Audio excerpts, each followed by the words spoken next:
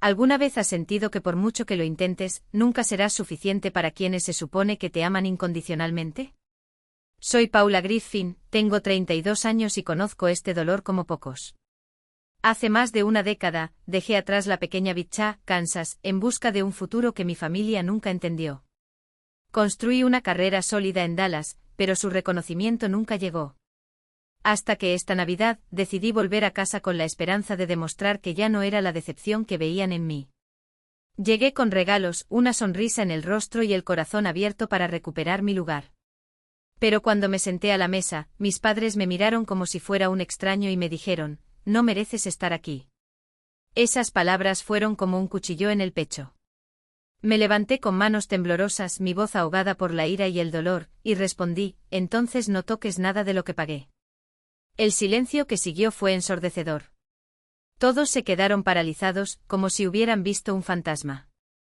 En ese momento me pregunté por qué seguí intentándolo. ¿Por qué no los abandoné para siempre? Pero espera.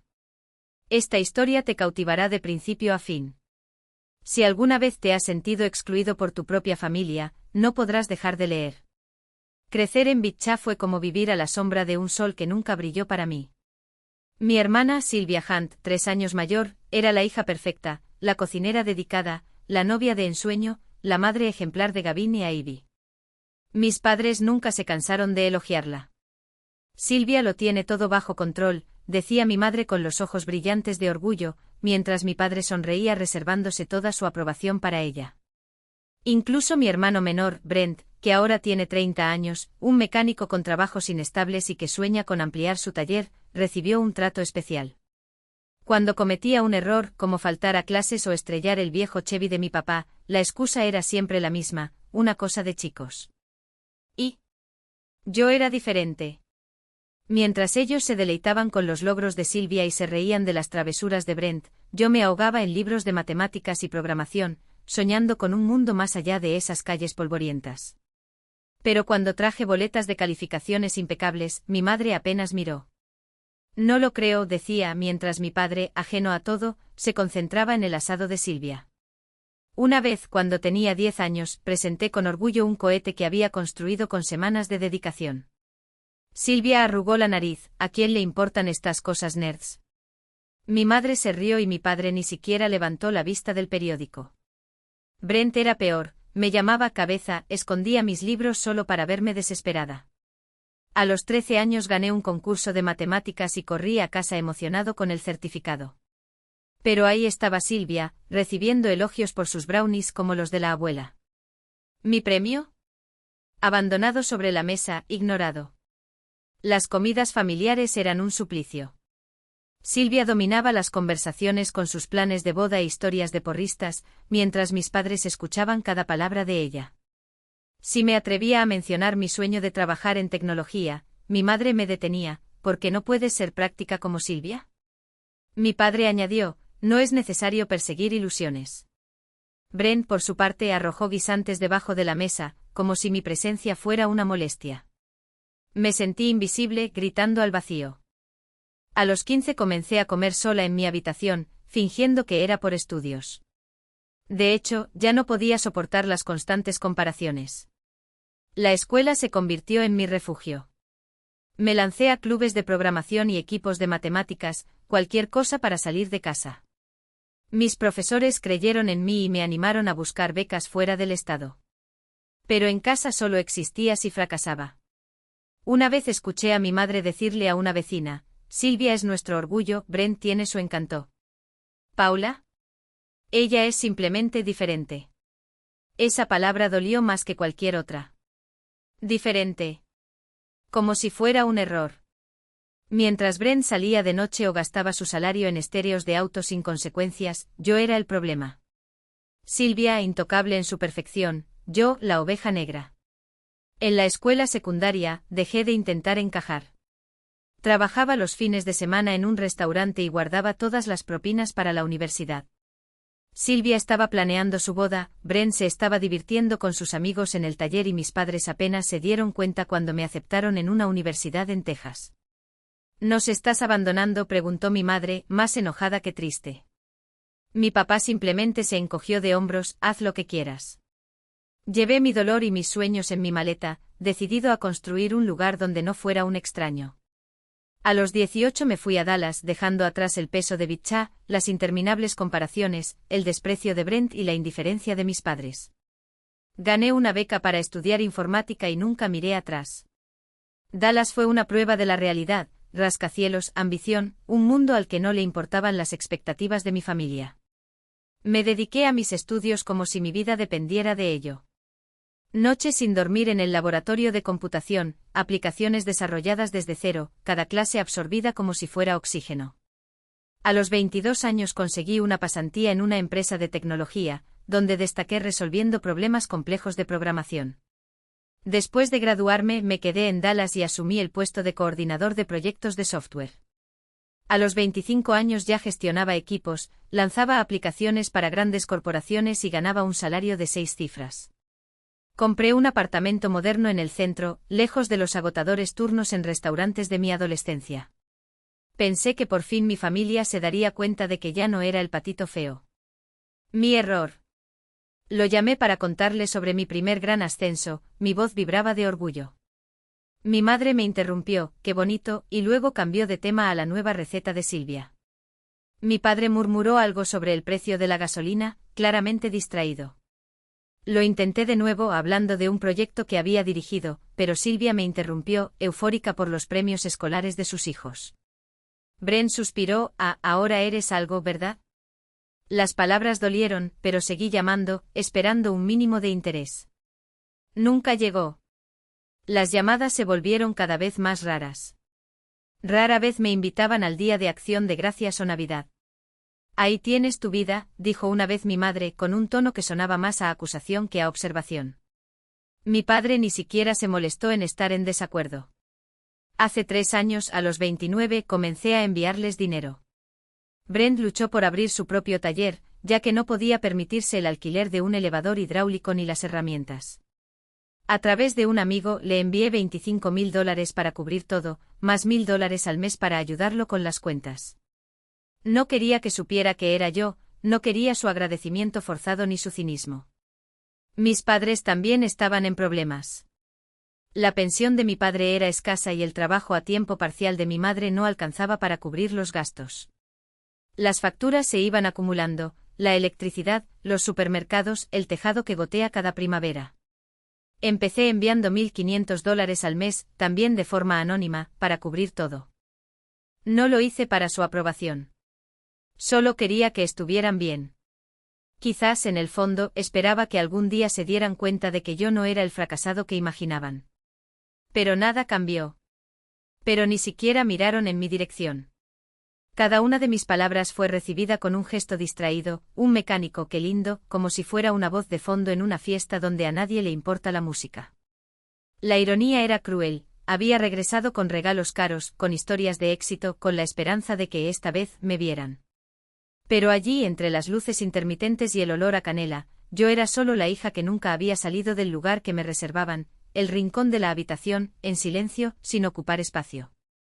Silvia miró otra foto en su teléfono celular, esta vez de Ivy con un trofeo de baile. Tiene mucho talento, suspiró mi madre, como si fuera la cosa más extraordinaria que jamás había oído. Podría haber dicho que había firmado un contrato por valor de millones, que había aparecido en una revista de tecnología, que había comprado un apartamento con vistas al centro de Dallas, y aún así, nada de eso habría pesado más que la sonrisa de Gavin mientras pateaba una pelota. Brent, siempre el centro de atención, empezó a hablar de un coche clásico que estaba restaurando. Ese va a valer una fortuna, dijo, frotándose las manos como si ya estuviera contando el dinero. Mercy, su prometida, lo miró asombrada, pendiente de cada palabra. Mi padre, que apenas me había saludado, ahora se reía de los chistes de Brent, como si fueran el colmo del humor. ¿Y yo? Yo era la sombra en la pared, la persona que arreglaba las velas mientras otras brillaban. Por un segundo pensé en recoger la bolsa de regalo y tirarla al medio de la habitación. Mirar. Podría gritar. Ya no soy la chica a la que ignorabas. Soy la mujer que paga tus cuentas, que te envía dinero todos los meses, que construyó una vida desde cero mientras ni siquiera me preguntabas cómo estaba. ¿Pero para qué? No me oyeron hablar en voz baja. ¿Por qué iban a oírme gritar? El dolor no era nuevo, pero dolía más ahora, porque esta vez me había permitido esperar. Había comprado billetes caros, había elegido cuidadosamente los regalos, había ensayado frente al espejo como decir, ahora soy un alto directivo, como si eso pudiera impresionarlos. Como si fueran capaces de dejarse impresionar. El peso de su silencio era asfixiante. No fue indiferencia, fue una elección. Eligieron no verme. Y allí, entre risas que no eran mías y elogios que no eran para mí, entendí que ninguna cantidad de dinero, ningún cargo importante, ninguna prueba de éxito sería suficiente. Porque el problema nunca fue lo que había logrado o no. El problema era que para ellos, yo siempre sería la pieza que no encajaba en el rompecabezas familiar. Y por primera vez, no me quebró. Me endureció. Bajé la bolsa de regalo al lado del sillón de mi padre, justo donde él no podía ignorarla. Esto es para ti, dije, mi voz firme y sin temblor. No hay necesidad de agradecerles. De hecho, ni siquiera espero que lo usen. Silvia levantó una ceja confundida, como si hubiera hablado en otro idioma. Mi madre abrió la boca, tal vez para decir un gracias automático, pero yo ya me estaba levantando. Tengo que irme, anuncié agarrando mi bolso. Tengo un vuelo temprano mañana. Nadie protestó. Nadie me preguntó cuándo volvería. Nadie se levantó siquiera. Y así supe, de una vez por todas, que allí no quedaba nada para mí. Salí por la puerta principal sin mirar atrás, el aire frío de Bichá golpeó mi cara como un recordatorio, no pertenecía allí. No más. La camioneta brillaba en el camino de entrada, un símbolo de todo lo que había logrado sin ellos. Entré, encendí el motor y mientras me alejaba, dejé fluir una lágrima, no de tristeza, sino de alivio. Finalmente fui libre. Una espesa cortina de nubes, como si hasta el cielo conspirara para borrar cualquier rastro de luz de esa noche. Por la mañana estaba de regreso en mi departamento y el horizonte de la ciudad me recibió como un abrazo silencioso. No lloré. No me arrepiento. Por primera vez respiré sin el peso de sus expectativas, sin la sombra de su desprecio. Lo había dado todo, dinero, tiempo, esperanza, fueron pisoteados como basura. Ahora era libre. Mientras tanto, en Bichá, las consecuencias de mi decisión se extendían como grietas en un frágil cristal. El taller de Brent, que había sobrevivido durante años gracias a mis transferencias mensuales, empezó a hundirse. Sin ese apoyo, no había forma de financiar nuevos equipos ni cubrir los meses vacíos. Los clientes desaparecieron y en menos de un año se encontró ante un callejón sin salida, vender el negocio por una miseria o tragarse su orgullo y volver a ser empleado de alguien. Los sueños de expansión, las nuevas plataformas de las que tanto alardeaba, se convirtieron en cenizas. Mercy permaneció a su lado, pero la tensión era visible. El compromiso se convirtió en un campo minado de facturas atrasadas y noches de insomnio. Brent nunca se acercó a mí. No por orgullo, no por culpa. ¿Y yo? No perdí el sueño esperando una excusa que nunca llegaría. Mis padres, sin los $1.500 que depositaban cada mes, vieron cómo se les acumulaban las facturas. La electricidad amenazaba con cortarse, el café de marca que amaba a mi madre se convirtió en un lujo lejano. El techo seguía goteando y el porche crujía porque no había dinero para un albañil. Intentaron préstamos, pero su crédito era tan frágil como la fachada de esa casa en ruinas. Mi padre permaneció en silencio, testarudo hasta el final. Mi madre llamó una vez. Un mensaje de voz que eliminé sin escucharlo.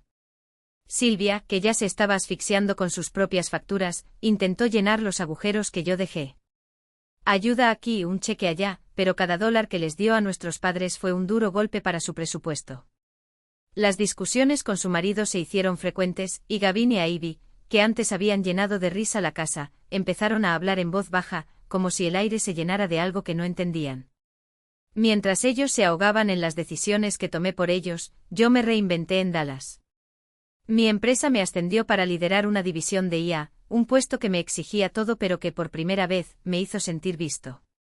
Los fines de semana los pasaba con Carla, la amiga que me había avisado de ese maldito viaje. Entre tazas de café desmantelé años de intentos inútiles por conquistar un amor que nunca sería correspondido. Eres suficiente, repitió, y cada sílaba unió las heridas que habían abierto. Construí nuevos vínculos, colegas que admiraban mi trabajo, mentores que invirtieron en mi potencial, un grupo de corredores que se reunía al amanecer. Mi apartamento se convirtió en un refugio, plantas en los rincones, libros en las estanterías, paredes libres de la sombra del rechazo. Ya no estaba huyendo. Estaba eligiendo. Hoy cuando miro hacia atrás, veo la lección grabada en cada segundo de aquella desastrosa Navidad: el respeto a uno mismo no se puede negociar. Durante años creí que necesitaba su afecto para sentirme completo, pero la verdad era cruel y simple: nunca me vieron. Ni niño ni adulto. Romper lazos no fue un acto de venganza. Fue un acto de supervivencia. No necesitaba su mesa. No necesitaba el tibio aplauso, la gratitud forzada. Tenía mi propia vida construida con mis propias manos, y eso, era más que suficiente. Si has llegado hasta aquí, gracias por ser testigo de este viaje. La familia puede ser un puerto, pero también puede ser un naufragio.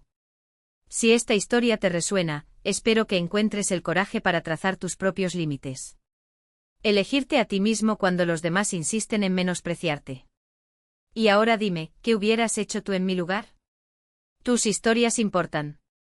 Y quiero escucharlos.